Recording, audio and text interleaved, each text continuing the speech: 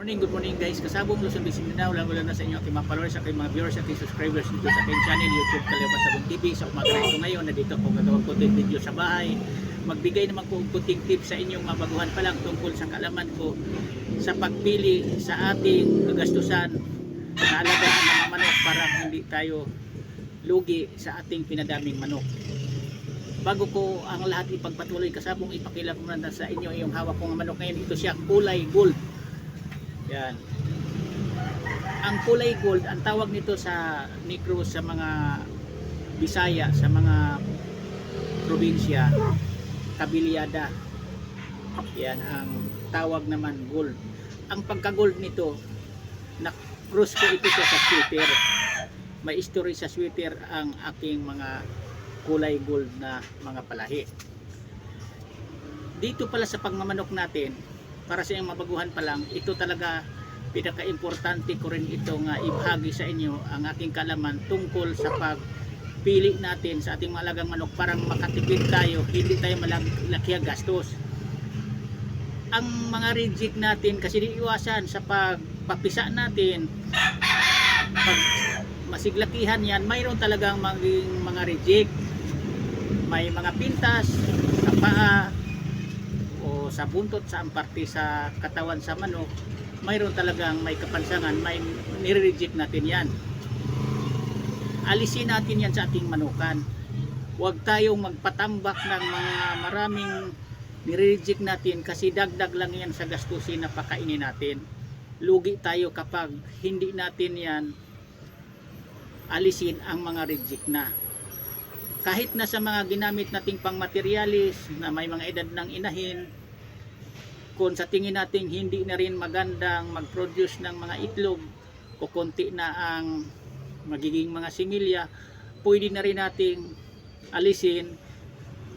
Ang pamalit natin yung mga kalahi nila, yung mga anak nila o kaya apo sa mga inahin na yun. Parang makaminos tayo sa ating ginagastos. Kasi sa kamahal ng bilihin ngayon na feeds o vitamins, tapos ang ating pinadami sa tinambak sa manukan natin mga reject, luging-lugi tayo.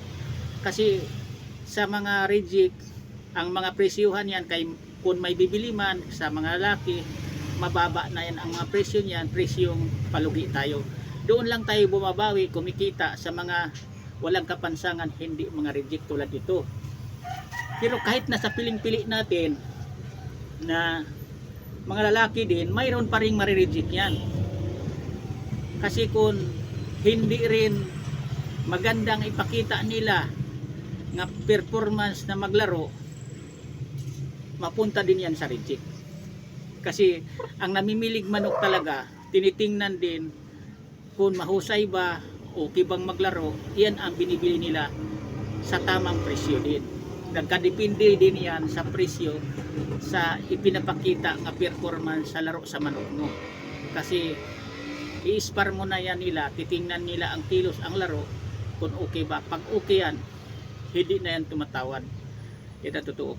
Kaya dito tayo kumikita sa mga hindi reject. Kaya kayong mga baguhan pa lang, huwag nyong panghinayangan, huwag kayong manghinayang. Kung mga reject na yan, reject na talaga yan. Kasi kung manghinayang kayo, hindi nyo alisin dahil quality, imported na lahi, reject na yan. Magkaiba na talaga ang manok natin ginagastusan na reject at saka hindi reject. Ang hindi reject, doon tayo kumikita, doon tayo makabawi. Sila ang ginagastos, kumikita pa tayo kung mag-out-magbinta tayo. Pero sa mga reject, hindi na tayo just kumikita. Bintahan na yan ang palugi kasi reject na nga. Ang mga inahin, mga pangulam na yan ang mga reject. Pipili lang kasi tayo sa mga inahin na hindi reject. Yan ang ipagpatuloy nating palakihin na panghanda natin, pangpalit sa may mga edad na inahin. Parang hindi mawala ang isa kalinyada na yan sa kamanok nga maganda ang record of performance. Yan din ang sikreto. Nga wag din kayo nga basta-basta na lang na alisin nyo ang mga original mga inahin kung wala pang pangpalit na mga lahi nila yung mga anak. Kung walang anak, yung mga kaapu-apuhan nila, mayroon kayong mapili doon sa mga babae, yan ang gagamitin nyo nga pangpalit. Parang hindi lang mawala, hindi maalis sa inyo, sa manukan nyo ang malinyada na yun. Yan ang pinaka-importante din sa pagmamanok.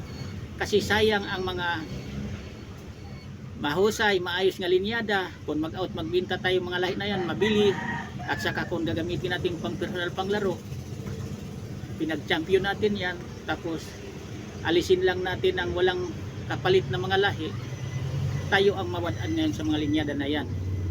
Kaya parang hindi mawala sa atin yan, kailangan ang inahin nyo kung sa tingin yung may edad na, pipili na kayo doon sa mga lahi niya nga gagamitin yung pangpalit na ipagpatuloy pang materialize sa mga linyada na yan. Parang hindi kayo mawadaan sa mga lahi na yan. Yan ang pinaka-importante sa pagmamanok. Kasi mawadaan ka talaga kapag hindi ka magpili ng pamalit sa kanyang mga lahi ng babae. Kailangan nakahanda tayo, may pinipili tayo na mga lahi. Hindi naman lahat natin pinipili yan kasi luging-lugi din tayo kapag lahat na lahi, kahit marami na ang inahin din natin ng mga lahi, isang lahi lang, hindi ganoon. Pipili lang tayo ng pinaka kursunada natin, maganda ang higos pangatawan, dikit ang sipit-sipitan, sakto sa sukat, kung alin ang kamukha sa ina o kakulay, yan ang mas maganda natin na gagamitin na pangpalit sa kanyang ina na may edad. Ganyan ang proseso ko sa pag-alagang manok. Ibinahagi ko lang sa inyo para makakuha kayo gantong kunting idea ang mga baguhan pa lang, para nga ang mga lahi sa mga manok nyo ngayong minamanok na ginagastusan nyo na malaki na ang pakikinabang nyo, hindi mawala-wala yan sa inyo. Kasi sayang ang linyada sa kamanok na nagbigay swerte sa atin na doon tayo kumikita, yan pa ang mawala sa atin. Mahirap maghanap ng ganyang linyada sa kamanok na nagbigay swerte sa atin, dahil hindi lahat na lahi linyada sa isa kamanok kahit ano kapugi yan na nagbigay swerte sa atin yan. Kung ano ang linyada, kulay nagbigay swerte sa atin, yan ang mamahalin natin, alagaan natin, hindi mawala pa sa atin. Yan lang, thank you ulit sa pagmanood, bye.